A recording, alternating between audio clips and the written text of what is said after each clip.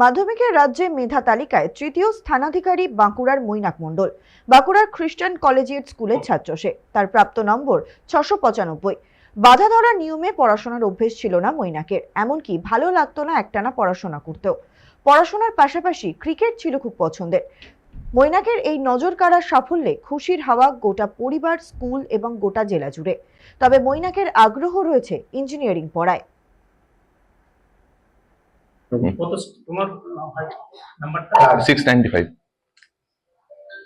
হয়েছে কেন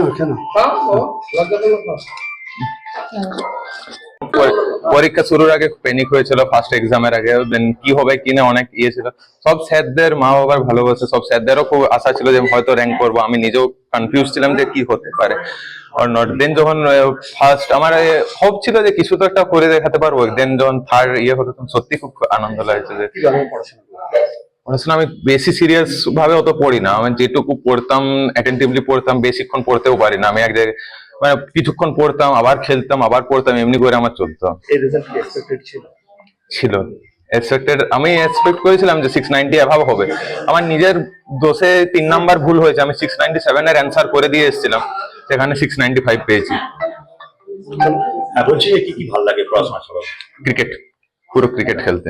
ক্রিকেটের মধ্যে কাকে ভালো লাগে? MS ধোনি। কি ভালো লাগে? হ্যাঁ, আগামী দিনে স্বপ্ন কি আছে? ইঞ্জিনিয়ারিং। কতগুলো প্রাইভেট টিচার ছিল? 7টা 8টা সামথিং। কতক্ষণ ধরে পড়াশোনা করতে? তার কোনো ঠিক নেই।